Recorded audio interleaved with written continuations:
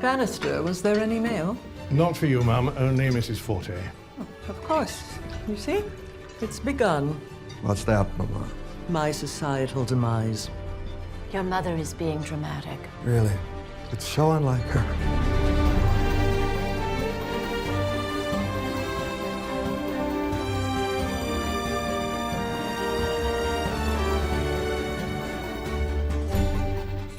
So unlike Agnes to be dramatic. Welcome back to the official Gilded Age podcast for another episode. I'm Alicia Malone from Turner Classic Movies. This is the podcast where we recap the latest episode of the Gilded Age and then go behind the drama to explore all the real historical fact. And to do that, I have to have with me a man who knows all about historical facts and a little bit of drama. It's Tom Meyers, who is the host of the Bowery Boys podcast. Hello, Tom. We will talk about that little bit of drama later offline, Alicia. Sorry. But hi, Alicia. Hello, everybody. We are so glad that you're joining us today as we unpack episode 3. There is a lot of unpacking to do in today's episode. We could actually use a valet, or a valet to help out with some of this unpacking. Do you have a valet? Do you have a valet? No, I don't have a valet or a valet. But I was thinking, Tom, you know, if you could go back to the Gilded Age and you had a lot of money and you could hire a staff, who would you choose? What position would you have? Or actually, which character from the downstairs staff of the Russells or the Van Ryns would you choose to help you? I'm going to pick Mrs. Bauer because I think her cooking looks great. I want her to cook for me. Who doesn't want her to cook? It's all so homey. It's yummy. And I was going to say Mrs. Bauer, too. You just spring this on me. Maybe I need a valet. I want Bannister. Because Bannister can always handle the drama, right? I think he would help straighten things out around here. No, but actually, Bannister would be great. I would just love to hear that accent, that voice. He would keep me kind of grounded around here. But later on, after we do some unpacking, we will be joined by one of our favorite characters, Peggy. We will be joined by Denée Benton, who plays Peggy, and then we will be joined by co-executive producer, Dr. Erica Armstrong Dunbar, to talk through some of the most challenging moments in today's episode. Yeah, there are quite a few challenging moments. So let's just dive right into it. This is season 3, episode 3, titled Love is Never Easy, written by Julian Fellows and Sonia Warfield and directed by Michael Engler. And we begin behind a closed door. So George Russell is negotiating with the Duke and his lawyer about all the financial arrangements concerning his possible engagement to Gladys. And Tom, his first round of negotiations does not go well. No, it's more arguing. Poor George. There's a lot of arguing and not business closing happening so far in these 3 episodes. George announces that yes, he is prepared to match the Duke's offer, but that part of the amount will need to be paid directly to Gladys, which leaves the Duke completely aghast. Paid to Gladys? Yes. But what use is that to me? A disappointing response, if I may say so. Yeah, I thought that was an extremely disappointing response. It really just hones in on the fact that this is pure business for him. And then as Hector is leaving, he quotes from a Henry Longfellow poem to Bertha, and it's called The Rainy Day. And I'd love to just tell you the last verse because it actually is much more of a hopeful poem than the Duke makes it out to be. So the last verse says, "Be still, sad heart, and cease repining. Behind the clouds is the sun still shining. Thy fate is the common fate of all. Into each life some rain must fall. Some days must be dark and dreary." So it's kind of saying that even though you have dark days, the sun is always right behind the clouds, which feels a little more hopeful than the Duke is at this moment. Yeah, that's actually surprisingly hopeful. Thank you for that. I wonder if the Duke knew the whole poem, you know? But poetry aside, I think I'm really with George on this matter because this mess is of Bertha's making, right?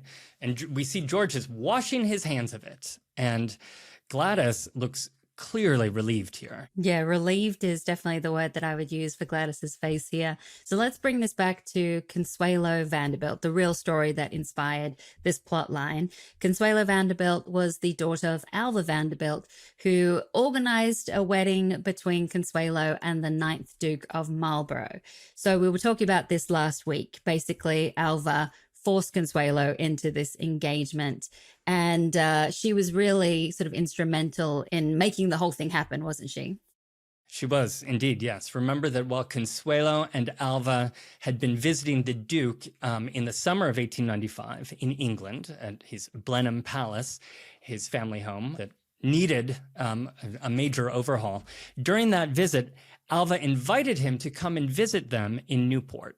Yeah, that's right, to come to a ball that she was throwing in Newport. And Alva was also going through a divorce at the same time.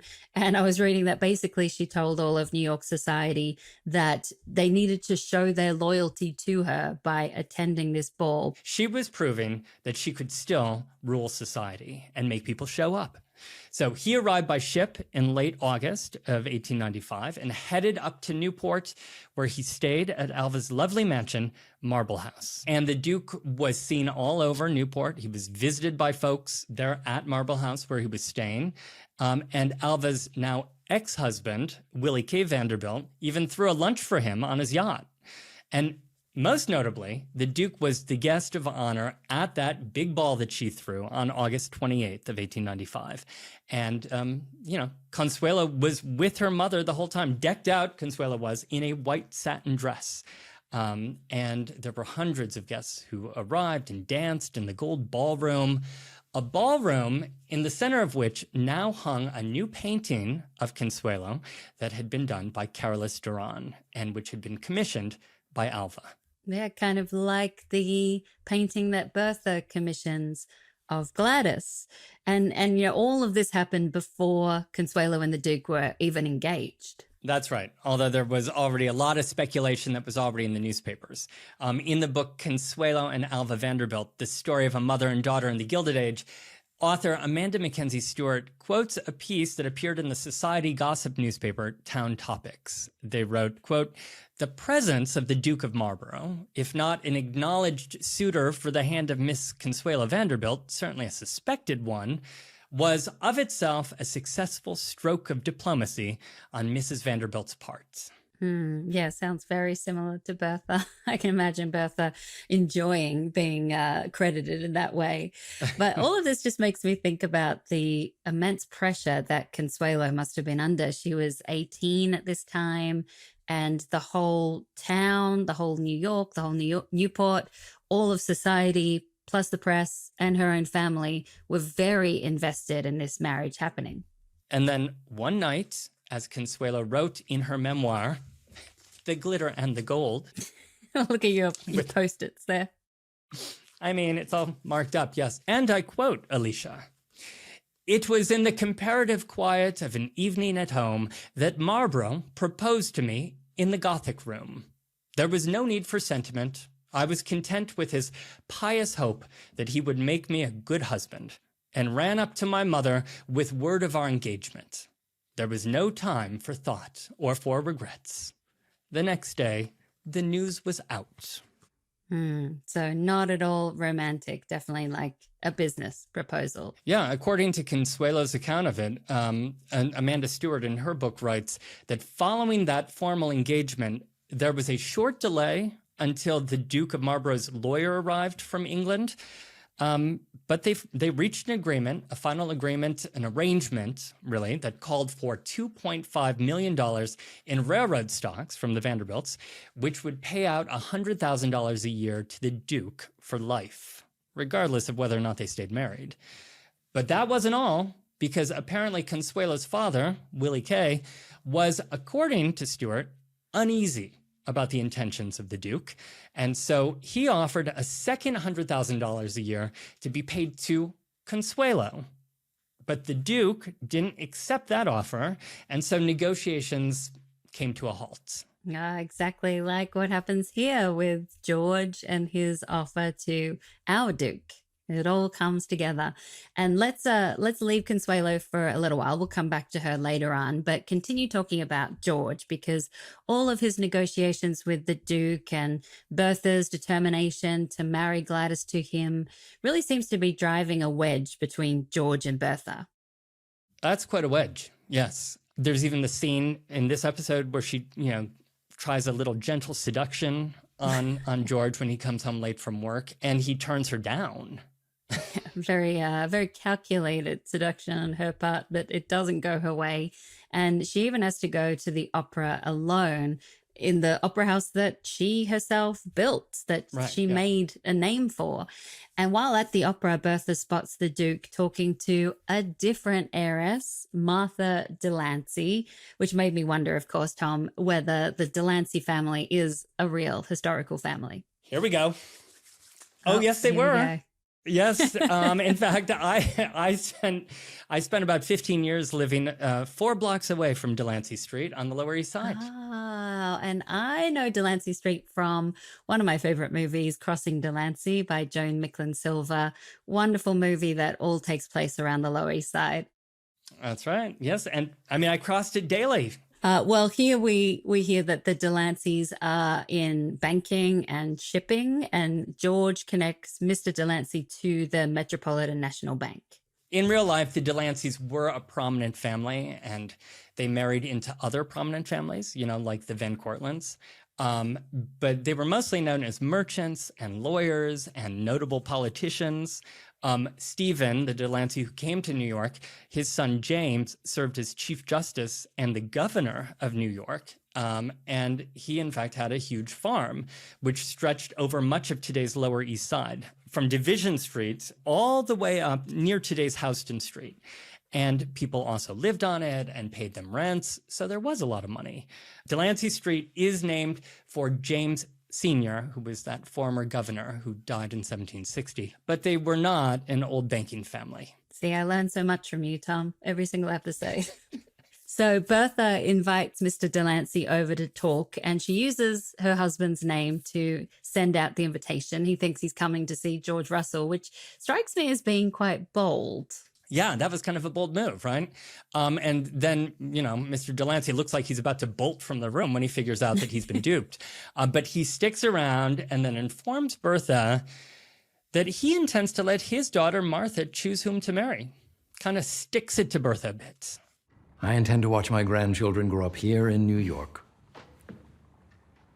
In short, you think me quite foolish. I think you give these matters more importance than they're worth. But I confess I admire your spirit. I hear such nice things about your daughter. My son knows her. They met and danced in Newport. She told me. Good day, Mrs. Russell. I wonder, might I have your card?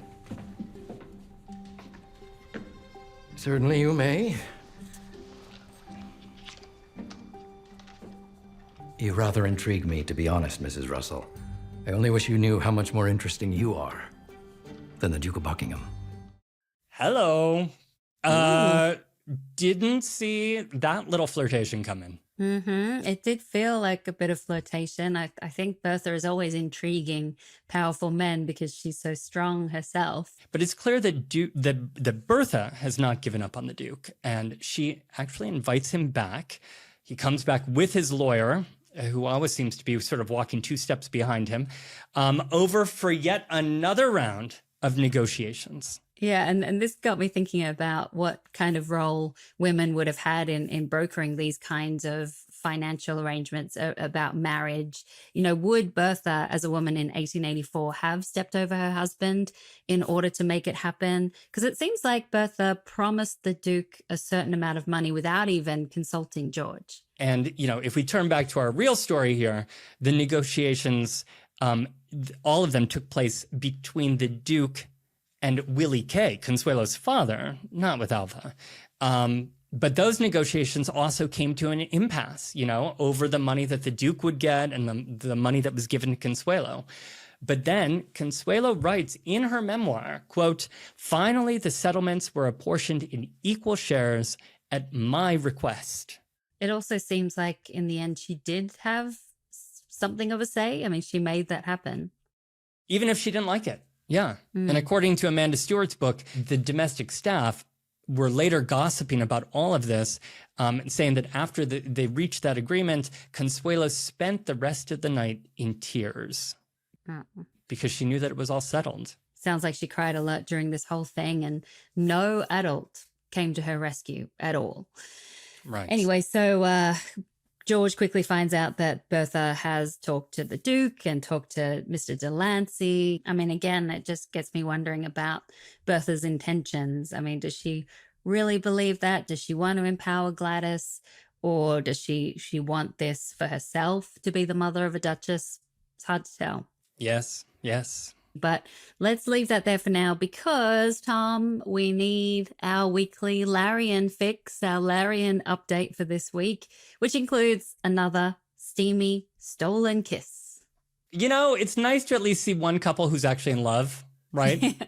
But I would say that it is definitely not a good look for Marian to get caught in this situation because she will not look, as she says, quote, pure as the driven snow. Yeah, and of course, Bertha does find out about the kiss, and I don't think she's on Team Larian. No, I'm not sure. I'm hopeful, but no, it seems like she's a little annoyed. But now we do need to check in with Larian's aunts, Agnes and Ada, because something is beginning to become obvious to Agnes, right? She's noticing that she is getting fewer invitations to luncheons, teas, and balls. And she dramatically proclaims, as we heard at the beginning of the episode, that this is the start of her exclusion from society. She is not being excluded like Aurora for a divorce, but she's being excluded, she thinks, for losing her fortune. And we get more fantastic dialogue from Agnes. My favorite line of this episode is when Agnes says, "Perhaps I will find my place in Newport with Aurora, and I'll spend the rest of my days with society's cast-offs and women of ill repute. At least they'll have wine." There was a beat before the punchline there that she took. And Ada looks up like, oh my God, really? Yeah, but it is a reminder that to top it all off, Agnes is also like living with the threat of a dry household hanging over her head. Yeah, right, because Ada wants everyone to sign the sobriety pledge that is part of the temperance movement. She really wants the staff to sign this. She sees it as a way to honor Luke's memory, but I don't know if it's simply about doing good for others because it doesn't seem that fair to ask the staff to completely give up drinking. It does seem like a lot to ask of your staff, although I did look it up. And at the time, it would have been legal for Ada to enforce a no alcohol policy, even off duty, for her staff. So we will see, if she's gutsy enough to go there. Well, Ada is definitely upset about the staff not signing the pledge. She takes this as kind of a personal affront that they're not willing to follow her orders like they are with Agnes. But Bannister does point out to her that there is one member of the staff who has signed it, and Agnes nearly does a spit take when she hears that it's Armstrong. She immediately demands that Armstrong be brought to her this instant. You never noticed I don't drink? I've noticed you're no fun. That's a good line. That is a good line. It's wickedly funny, yes. And quite possibly also really mean. And so later, Ada goes downstairs to talk to Mrs. Bauer. And I mean, her grief over Luke's passing is still really apparent here. You see how much she's struggling with it. And Bauer cryptically tells her that she may know a way and know someone who could help Ada talk to Luke again one last time. This scene got me excited for a couple reasons. For one thing, Ada was in the basement. Alicia, I don't think we've ever seen her down there before, right? No. And judging from Mrs. Bauer's reaction, I don't think it happens often. And she might have even been enjoying a beer at the same time. We know how she likes a beer when she's cooking or at the end of a day. But also that one more time comment made me think that maybe the show is ready to explore the spiritualism movement, which, was definitely in full force by the 1880s here. So we'll see. I hope that they go there because it's really interesting. Yeah. And speaking of new places for our characters, we finally also see Peggy in Newport. I don't think she's ever been up there, right? And she is visiting a new character. She's visiting Dorothy's aunts and her cousins. And they have just received a letter from Dr. Kirkland, who has done a little bit of sleuthing to figure out Peggy's whereabouts. Yeah, I like this scene because all the women are quite giggly as Peggy is reading the letter, and you can tell that Peggy is not wanting to get her hopes up, but she is excited. And then we have that beautiful cliff walk scene, the cliff walk of Newport. You see the extras in their white summer clothes.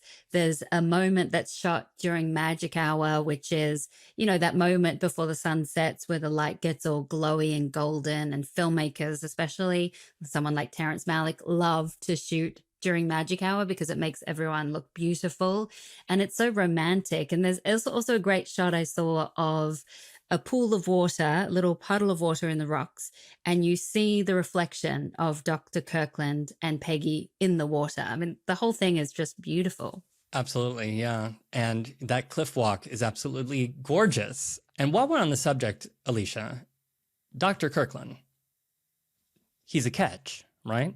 I mean, I think I'm with Peggy's aunt on this one. Yeah, I agree. He is charming. He's well educated. And he also shows a human side when he stumbles on the rocks and then laughs at himself for being undignified. And also, as Peggy points out, he has seen her at her worst when she was very undignified, when she was sick, and he still really likes her. And also, can I just quickly mention Peggy's dress? Just a tiny clap for Peggy's dress. The red poppies on the white dress, just gorgeous. I loved that dress. So many beautiful costumes already this season. Okay, so we are totally team Peggy, Dr. Kirkland. Yes. Deggy. Kirkland. We're team Kirkland. No, it doesn't. It's no Larian. Sorry. I don't know if I can say, yeah, Kirkland with a straight face. I think we'll just stick to Peggy and Dr. Kirkland. But I did notice that Dr. Kirkland mentions to Peggy that Newport is different for us. So I'm curious about what that means, you know, in terms of the Black elite. Yes, he mentions that there are more opportunities for them up there. So I think that this is a great question for our upcoming guest, Dr. Erica Armstrong Dunbar, who is a co-executive producer on the show, and she's also a history professor at Emory University. Newport did have its own Black elite scene, right? So I would love to know more about this community and, you know, also why it's often overlooked. So I'm really glad that it's a part of the show. Me too. And then Dr. Kirkland invites Peggy and her family to his family's party where we meet Mr. and Mrs. Kirkland. New characters alert. Woo, woo, woo. And they are played by, go for it, Tom. Broadway legends, ladies and gentlemen, Felicia Rashad and Brian Stokes Mitchell. Yay. Applause. And Felicia, who many also remember as Clara Huxtable on The Cosby Show, was the first Black actress to win a Tony for Best Actress in a Play in 2004. But I digress. Back to the show. Well, actually, I'm going to digress too, because Felicia Rashad is also a Dean Emerita at Howard University. She was the Dean of the College of Fine Arts for several years, and she attended Howard University herself. So I kind of had to smile when Mrs. Kirkland is talking about Dr. Kirkland's education, and she mentions Howard University. That's right. And why didn't he go to Harvard? Yes, so it turns out that Felicia Rashad is quite a different person in real life than our Mrs. Kirkland here, who clearly has some issues. I mean, things got awkward pretty much immediately in conversation between the parents. Yeah, and again, we have characters pulling rank about their families. Mrs. Carlton last week, and this week, Mrs. Kirkland says proudly that her relative fought, or maybe played the bugle in the Revolutionary War on the American side as a free man. That's right. More bragging about the revolution on this season. It is true that thousands of African-American men, both freed and enslaved, fought in the revolution, fought on both sides. In fact, I have seen estimates of 20,000 to 28,000 men in total fought. And yes, Newport's Newport State, Rhode Island, had one of the most famous regiments that included black soldiers called the 1st Rhode Island Regiment, in which 144 of its 225 soldiers were African American. So don't know about the whole bugle thing, but I think in that case, Mrs. Kirkland was probably just getting called out by her husband for maybe, selective storytelling. But generally speaking, how did you feel that party was going? No, yeah, this is rough because you can tell that the Scotts are wanting to like the Kirklands. I mean, I think they feel very hopeful for Peggy. They like Dr. Kirkland, but it's pretty hard to ignore the types of things that Mrs. Kirkland says, particularly toward Arthur. I felt sorry for Arthur Scott. Yeah, her put down of Arthur was just painful, right? From the moment that she said, "Oh, I thought you were some sort of salesman," I was like, oh no, she did not. And then that icky smile after he mentioned that he founded his business after, quote, being freed, and she sort of did that cold smile. That was pretty enraging. Enraging, strong word. This show does not often enrage, but it managed to in this episode. Yeah, so we will be talking about all of this with Dr. Dunbar and Denée Benton soon. But now let's get back to the Duke because he returns. And poor Gladys, she looks so frightened when she sees him. Also kind of enraging, right? No, we see that poor Gladys is being played here, right? Because that scene opens, right? We see bottles of champagne being cooled on ice before they even talked about anything. So if ever there was any doubt, now everybody knows that Gladys is not in charge. She looks at her father and was like, you promised, right? But everybody also knows that George is not in charge. Yeah, I felt really sad for Gladys in that moment when she feels like her heart has been broken by her dad, who had promised her that she could marry for love. And then as they're getting ready for her big portrait unveiling, Gladys is crying. George urges her to give Hector a chance. And then, Gladys and Hector talk and they seem to share quite a nice moment. I like that you don't pretend. I'll give you that. Dear Gladys, can we please go forward on the basis that we won't pretend? Not with each other.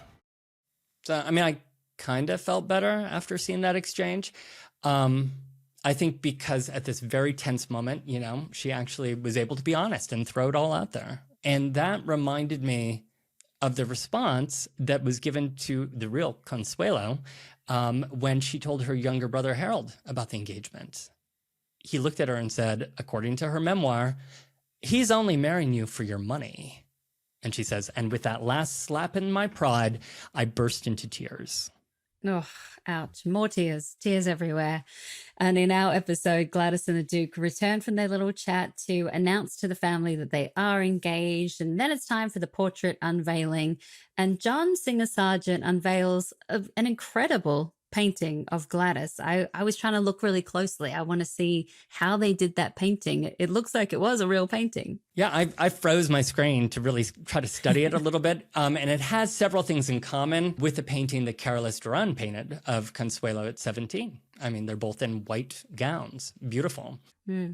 But it is quite an awkward moment. All eyes are on Gladys, real Gladys, and also painting Gladys.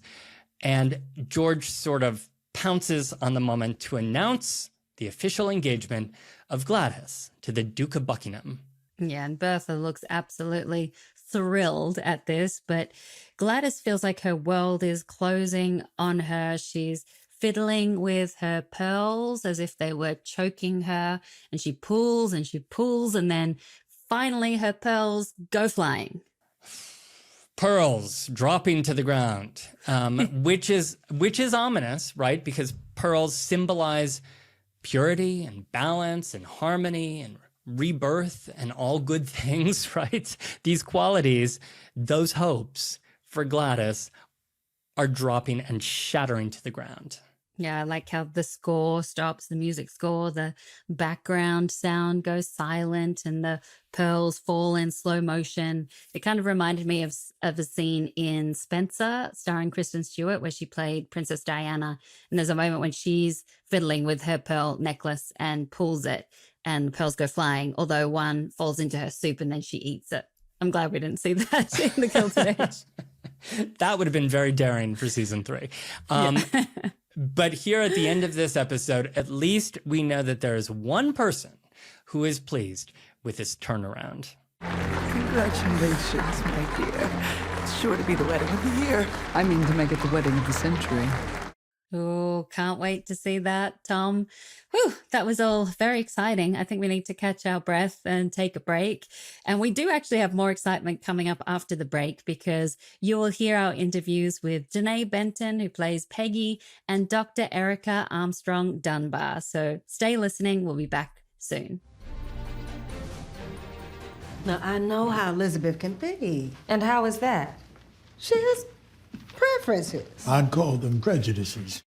Yeah, I think I agree with Arthur Scott there. Welcome back to the official Gilded Age podcast. I'm Alicia Malone, and joining me again is Tom Meyers. Thanks, Alicia. Yes, Alicia and I were so honored, really, to recently get to sit down in New York City with Denée Benton, who plays Peggy Scott, and talk about, well, this episode and really the journey that Peggy's been on. Denée Benton, thank you so much for coming on our podcast again. It's so nice to see you in person this time. Yeah, this is exciting. And we're excited to talk about season 3. We're focusing on episode 3. And there's a really great scene in this episode that I love, with Peggy and Dr. Kirkland taking a lovely walk on the rocks in Newport. It looks like it was shot during magic hour, and there's all of the extras in their Newport outfits. Incredible. What do you remember about filming that scene? I mean, we got to film it on the cliff walk, obviously, and I just remember the drone shot getting all of this living history, like we get to discover the Black elite of Newport and move into this whole other world. And these were real people and real stories. And it made me feel like, oh my gosh, there was a moment like this in the 1880s where all of these Black people were sitting and having a cookie in these decadent, and they weren't costumes for them, they were costumes for us. And it just felt like this moment of history coming to life, and the light and just the ocean and the romance of the scene. I think people are going to have like a breathtaking response. Absolutely. It's so beautiful. Well, Dr. Kirkland seems like a dream match for Peggy, right? As we hear from Peggy's aunt, I mean, she certainly thinks so. Yes. Yes. Athena she's already sewn the wedding dress. It's done. But his mother is a piece of work, isn't she? Yes. So I want to know what you felt. How did you feel when you first read the script and were sort of introduced to the Kirkland family? I was thrilled. I was thrilled that we were going to get to have our, Agnes of Newport, our, very behavior. I don't know if I'm allowed to say that on the podcast. You can cut it. But yes, check. But insert new word there. But Grandam Felicia Rashad knows how to stare through your soul in disapproval as an actor. Like the way she looked me up and down as Mrs. Kirkland. The first day I was like, oh, Peggy has to have a spine of steel to survive this. And I think that people are just going to eat it up on a light note. And then on a more nuanced note, I loved that the show was going to go into the classism and the colorism and all of the things that exist inside of Black society as well. I thought was just really interesting food for thought that we'll get to work with this season. Yeah, Felicia Rashad is a legend in the industry. And she's also a Dean Emeritus at Howard University, which is a nice little connection to the show. Yeah. I mean, I imagine it must be thrilling to get to share the screen with her. Beyond. And she was so generous with me because I asked her 8,000 questions about her career. And she shared something with me that it makes me emotional to think about it. But, when I came on set with Audra for the first time, and Michael told me that she'd be playing my mom, he just started handing me a tissue because I didn't realize I had started crying already. And then seeing Miss Felicia Rashad come on set, I was like, oh, Audra feels about her the way I feel about Audra and her. And then I got to ask Felicia Rashad, I was like, who did you feel that way about? And she talked about working with Diane Carroll for the first time. And at the time, Diane Carroll was the highest rated woman on television, and she was the only Black woman to ever hold that title. And then the next person to hold that title was Felicia Rashad as Claire Huxtable. And I was just like, oh my God, like Peggy doesn't exist without those women. And it's like a humbling legacy to get to be connected to. Yeah. When we spoke on the first season, you told us a little bit about what an honor it was for you to work with Audra and how she had been this idol of yours. How has that relationship changed or deepened over these three seasons now? Oh my gosh, Audra just knows that she's stuck with me in every possible way. I've forced her into also outside of work. I got to sing with her on a cruise last summer. I've gotten to get to know her family and just watching the way she carries herself as an artist and as a mother. And everything about it is inspiring. And she's so incredibly generous with her wisdom and has let me cry on her shoulder going through personal issues on set and talking to me about what it was like when she was that age going through those things. And it has gotten to be, sometimes they say don't meet your heroes. And this is one of the cases that was the exact opposite. I feel like I've only gotten better by getting to know her and work with her. Yeah, and you touched on it a little bit, but it is a really interesting aspect that this season explores because we've seen white prejudice toward the Black community, but now we see prejudice from the Black community towards each other in Newport. Can you tell us a little bit about that aspect of the story?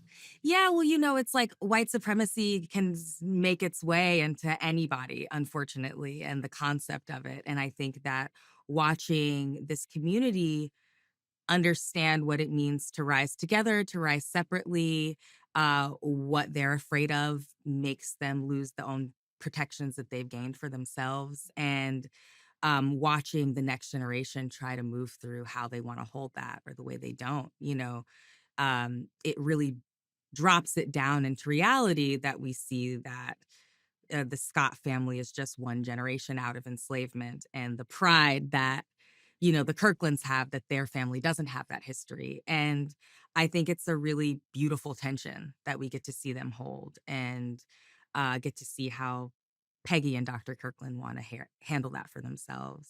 And were you working again this season with Dr. Erica Armstrong Dunbar on that storyline? Oh, yeah. I mean, she's a co-executive producer on the show. And so her and Sonia and Sally get to really be equal partners in the creative team with Michael and Julian and David. And I think that thinking of the work that Dr. Dunbar and I did season 1 to really advocate for widening the lens on the Black community and seeing the ways that those planted seeds have blossomed now, it makes me emotional because it started with us in a corner being like, there's real possibility here to do something that hasn't been done on television before and to shine a spotlight on these people who have been effectively erased from mainstream history in any way. We don't learn about them in school.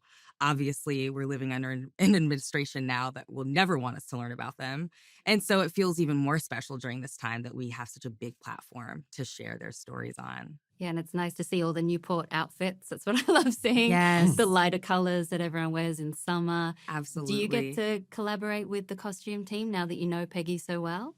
Yeah, Kasha and I have such a beautiful working relationship now. And to think that, season 1, as in the creative process, before figuring out what Peggy was going to be doing in the home, her costumes were going to be very limited. We were in a lot of dark colors and blacks and browns, and really getting to talk with Kasha and be like, what is the research that we can use that we get to expand Peggy's color palette and we get to expand the fabrics that we see her in, and we get to really make sure that she's on an equal footing with the Marians and the Gladyses and what we get to see her do. And I think that we've been slowly building. And this season, I feel like we really capture it and we get to see Peggy in these really decadent florals. Yeah, it's special. I think that it was another part of the advocacy that has paid off in ways that feel really rich. Well, and the costumes are not the only thing that has changed, because I feel like watching this season, Peggy is happy. You know, we finally get to see Peggy happy, because you've had some really difficult situations. Yeah. And I think it was the last episode in 302 where Dr. Kirkland is examining you, and you have this great sort of moment with him as he's starting to read your piece, and and then you make eye contact with Marian, and we just see happiness. Yeah, we get to see Peggy win. We get to see her kind of rise like a phoenix from all of these ashes that she really fights to claim her own sovereignty and pays the price for what that looks like at that time. And I think as like a young woman, I really relate to that journey. And we get to see her kind of start to really enjoy the fruits of all of that labor in a way that I think audiences will really connect to and feel like the victory of seeing the underdog come out on top and see her be beheld by the type of gaze that Dr. Kirkland sees her with. I think it will be special.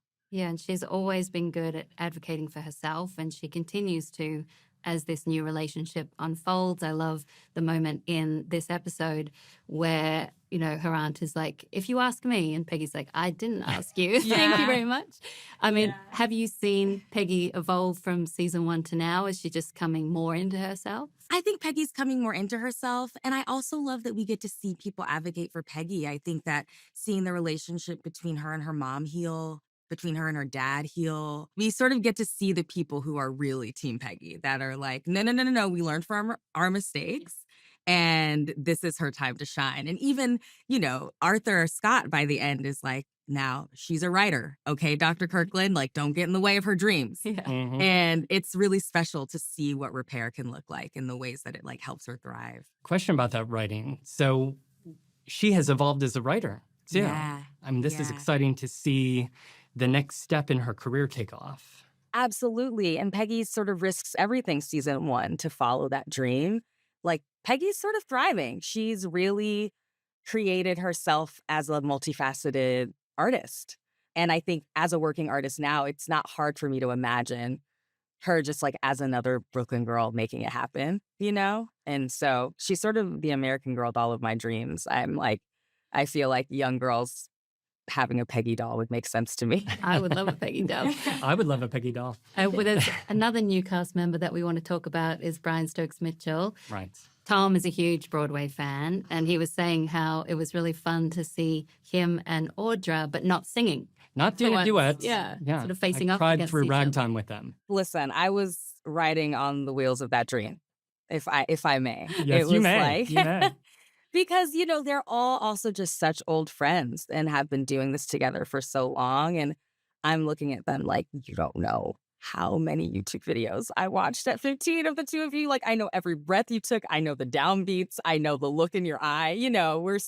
We studied them. And so then to get to just have them be living, breathing people, hearing stories from it, I think that I'll be reflecting on it probably for the rest of my career, what this has really meant. Yeah. How was it, generally speaking, being up in Newport? Being on location there. And in this episode in 303, I mean, Peggy is spending more time outside of the Van Ryn house, too. Yeah. So we see her out in the world as well. Absolutely. The sickness sort of ends up being a blessing in disguise in so many ways. Not only does it bring Dr. Kirkland into her life, but she has to go by the sea and get some air. And what was very cool this year, Dr. Dunbar and I got to do a talk at the Newport Preservation Society. And some of the Black families came who are descendants of people like the Kirklands, whose families have been in Newport for 11 generations. And some of them have all of, it's like their home is like a living history museum. They have all of these pieces from that time and letters and mirrors and all of these things that they let Dr. Dunbar just like pick their brains about what that whole experience was. And so it's also alive in a way I didn't expect. Well, this is really exciting. We're excited to only be 3 episodes into this. We can't wait to see where it goes. Thank you, Denée Benton, for spending time with us today on the show. Thank you for having me. You're great. Thank you so much. That was so cool to get to sit down with Denée and talk to her. She is just she's just radiant, isn't she? She had such a positive attitude, and was just such a pleasure to speak to. Yeah, she really was so engaging, and you felt like you're having a conversation with her. You know, Tom, I've done so many junkets in my time, and she reminded me of the biggest stars, just how luminous she was, and how fun it was to talk to her. But you know, we've got one more interview coming up, and this one is going to be fascinating. I'm so excited that we get to talk to Dr. Erica Armstrong Dunbar once again on this show. She is a co-executive producer and also a historical consultant. Well, it is so lovely to have you back on the podcast for the third time. Thank you so much for your time. Yeah, it's wonderful to be here. Excited to talk about season 3. Yeah, I was watching a talk that you and Denée Benton gave in Newport, and it was really nice to see particularly your friendship with Denée. I imagine that must have deepened over time because you work so closely with her. Yeah, I feel kind of honored to call Denée a friend. Denée has been so very committed to this idea of telling an authentic story around Black women's lives. And as a historian, as someone who's spent the past quarter century, I just dated myself, but a past quarter century studying the lives of Black women in 19th century America, you know, it's one of the things that gives me great joy about this show is that we get to think about lives outside of the kind of typical narrative that we see or read about, which is life for Black people at a moment in time when the Civil War has come and gone, Reconstruction is wrapping up. We see a kind of reversion of rights. And in many ways, that story of the kind of Southern sharecropper is one that's quite pervasive when we think about the 1880s. So Denée has been so kind of steadfast in wanting to do the very best job in representing that. And I think, you know, that's been both Julian Fellowes and Sonia Warfield's real kind of mission with this storyline in particular. And we see how already in this episode, in episode 3, there are complexities to the story that I haven't really seen explored very much on television at all. We're also meeting new characters in this season. Alicia and I were just discussing one of our favorite new characters, Dr. William Kirkland. Can you tell us a little bit about the background research that went into creating a character who is a Black doctor in 1884? Were there any real life inspirations, any real doctors, you know, that helped to inform this character? You know, all of our characters are sort of inspired. If they're not sort of taken directly from the history books, they are what I'd like to call sort of composite characters. And in many ways, Dr. Kirkland is exactly that. The, you know, majority of Black physicians were graduating from a small number of what we would call now historically Black colleges and universities. And so it gives really us the opportunity to talk about both, that while there are a handful coming out of Harvard, Yale, the majority are being trained at a place like Howard, which at that time is really the premier institution, and many would argue it still is today, that was really sort of set up out of this era of the Civil War and Reconstruction to educate recently freed Black men and women. And so for someone like Dr. Kirkland, we get to see someone who's made a choice. He's made a choice to be educated at Howard and to not sort of follow some of the pathways of some of his other family members who were physicians elsewhere, who had been educated as physicians elsewhere. And picking up on what you just mentioned there, I believe Dr. Kirkland's mother, played, of course, by Phylicia Rashad, points out that he could have gone to Harvard, right? But he went to Howard. What we see, I think, with Mrs. Kirkland is in many ways, she's the grande dame of her family, of the Black community in Newport. And representation matters to her and to others. And she's quite clear and dogmatic about representing her family, her lineage, her the education of her children, not just William, but her other son as well, making certain that everyone knows that they are the best of the best. And while he's made his own decisions, he's still that. And so in many ways, we get to see both the Kirkland family and the Scott family with a very different background from the Kirklands. Yeah, and tell us about Newport. You know, what did Newport mean to Black elite families like the Kirklands? Yeah, one of the lovely things about, aside from spending a lot of time in Newport and shooting there, and it's just so absolutely beautiful, is that it sort of reminds us of the importance of kind of leisure culture and not just for Black America at that moment, but more specifically, our show is kind of really focusing on how Newport becomes the kind of playground of the wealthy, right?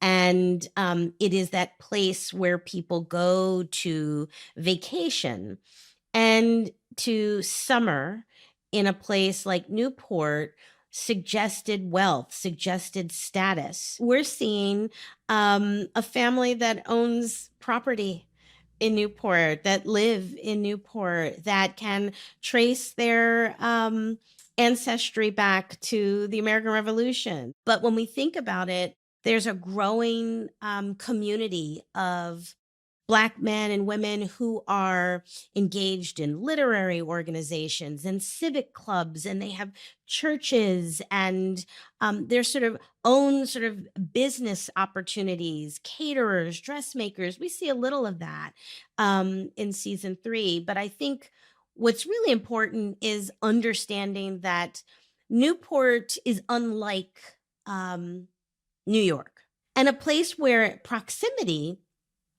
places Black and white people closer to one another, residentially, in terms of walking the streets, commercially, using dressmakers and other kind of establishments, business establishments.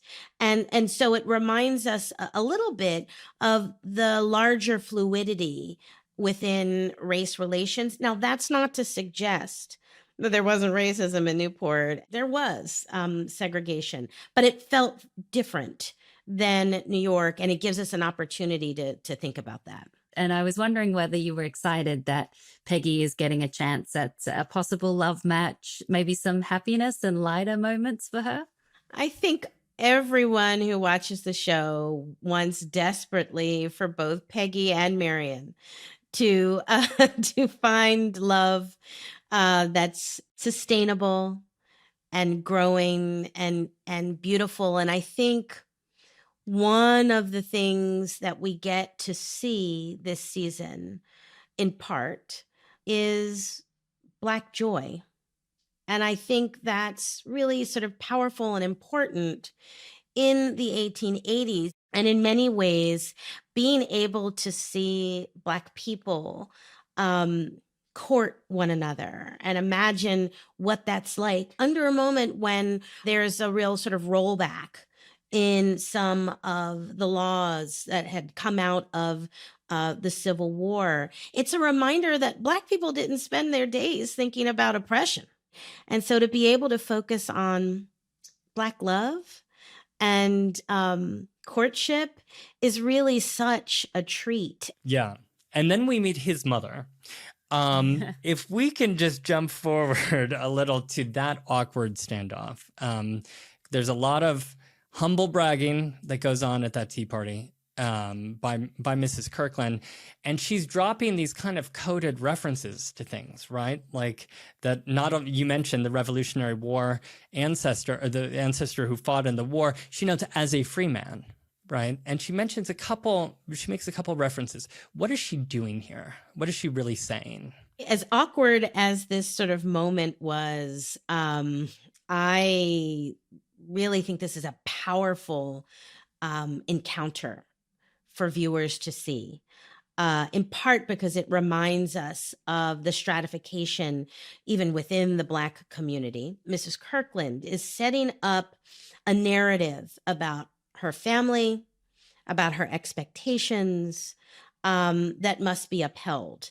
And as she's sort of dropping these sort of tidbits about her free status, a reminder to the Scotts and anyone else that she could not connect herself to the institution of enslavement. And so she's setting up a narrative for the Scotts to understand. She doesn't know the Scotts. She can't trace the Scotts. They're not from her neck of the woods. And she's skeptical. And the more we watch this kind of uncomfortable conversation move about, we see the sort of widening chasm expand between the Scott family and the Kirklands. And the Kirklands seem like they are generationally wealthy as a family.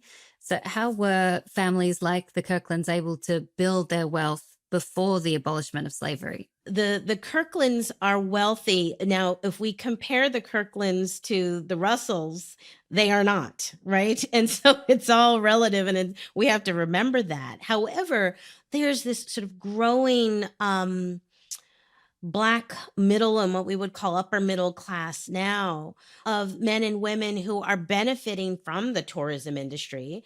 And we can sort of think back to people like George Downing, who in Newport, prior to the Civil War and a little bit afterwards, they have, he's created a luxury hotel in Newport that unfortunately burns down prior to the Gilded Age. But what it does is set in motion a kind of Black business entrepreneurship that establishes wealth and opportunity for a growing class of Black men and women in Newport. So there were opportunities in dressmaking and catering, stables, cab drivers, because transportation is required. And so there's a way that a Black middle class is positioned to develop and grow their wealth. Now, it's important to remember that this wealth is fragile and that it really only takes one fire of that could destroy a business, one illness of a husband who could pass away prematurely that could leave a widow and children vulnerable. And in many ways, we see that with Agnes as well, that really it takes one mistake, one bad decision that can ruin you. And for Black America, I would argue they're even more vulnerable to those kinds of mistakes. Yeah, one of the most powerful moments in this episode is when Mrs. Kirkland looks down on Arthur Scott for being a formerly enslaved man. What kinds of prejudices existed within the Black community between the free and the formerly enslaved? Yeah, I was really, really happy that Julian and Sonia wanted to explore this, because we have to remember, for our viewers, they have to understand that we are only 20 years away from the end of the Civil War. And so for the sake of comparison, that's like us remembering the early 2000s. Right? Doesn't seem that far away. We're in 2025. That's like remembering 2000. And for people of our demographic, that feels like yesterday. It doesn't feel so long ago and far away. And that's what we hope our viewers will understand as well, that we're only 20 years removed from enslavement, from legal enslavement in the nation. And what becomes very clear is that Mrs. Kirkland has no interest in connecting herself to that narrative, that she does not find great respect or admiration for someone like Arthur Scott, who's managed to emancipate himself, to move himself and his family from the sort of regions, environs of Maryland, and moving them to eventually to New York, to educating his daughter, to growing a business, to becoming an entrepreneur, and not just an entrepreneur, but an educated one. He is a pharmacist, which back then was pretty much close to being a physician, especially within the Black community. People really relied upon pharmacists for medical care at a moment in which the professionalization of medicine was still sort of rolling itself out. And so Mrs. Kirkland doesn't allow herself to kind of see Arthur Scott as a sort of self-made man and find admiration in that. Instead, she sees that as unfortunate and as someone who's not particularly worthy of being within and around her son and her friends. And so she's frosty and chilly purposefully, while kind of inflating her own family and her own respectability as she sees it. There's also in this scene colorism, this concept, right, that we overhear her say something, Mrs. Kirkland say something that's quite disturbing to us today. Could you elaborate on that? It was really important for Julian and Sonia to explore the kind of ugliness of what we would call colorism today. This understanding that light skin or light skin privilege was preferred for the Kirkland family. And Arthur kind of lays it all out. He throws the skunk on the table very kind of quickly and makes it clear that there was, for some, a preference for lighter skinned Black men and women, a sort of prejudice, a bias that came out of this understanding that a European or white aesthetic, as we would call it today, was preferable, that it suggested a mixing of the races, that it would elevate one in terms of intelligence, opportunity. It really sort of comes out of the sort of racism of enslavement. And what we see is Mrs. Kirkland centering that. And there's this moment where she excuses herself from talking with the Scotts, and she's chastising the sort of governess that works for her, who's been in charge of her grandchildren. And she's angry because she's taken them outside without an umbrella. And there's the suggestion that action, that exposing the children to the sun, would darken their complexion, and that to darken one's complexion would in some ways deteriorate or dismantle the understanding of light skin privilege. She doesn't do it directly in front of Arthur, who is a dark-skinned Black man. She doesn't do that, but we hear it. The audience hears it, the Scotts hear it. And what that does is it triggers an immediate kind of distancing dislike between the Scotts and Mrs. Kirkland, and both Arthur and Dorothy, but Arthur very much is concerned about how his daughter will be viewed. He's very, very clear that he has aspirations for his daughter, and he's concerned that if this relationship with Dr. Kirkland, even though he has fond feelings for him, if it expands and it becomes more serious, that it's something that his daughter will have to deal with for the rest of her life. Yeah, well, Dr. Erica Armstrong Dunbar, you always give us so much to think about in the show, so much to talk about on this podcast. And it is always a pleasure to talk to you. Thank you so much. Oh, thank you. It's always my pleasure to have a chance to talk with both of you. Thank you. Tom, I think I said this twice now, the previous 2 seasons, after we spoke to Dr. Erica Armstrong Dunbar, but I just feel like I could listen to her all day. She is so fascinating and such a teacher, the way she speaks. It's Absolutely. wonderful. It's like we are her students at Emory University. Yes. If only we could be. Well, that was so much fun. And with Peggy, Denée before her, I mean, this has been a real journey today. So we are so glad that you joined us. We will be back next week. So after you watch episode 4 of The Gilded Age on Sunday, listen to or watch our official companion podcast available wherever you find your podcasts. Thanks so much for listening. Bye.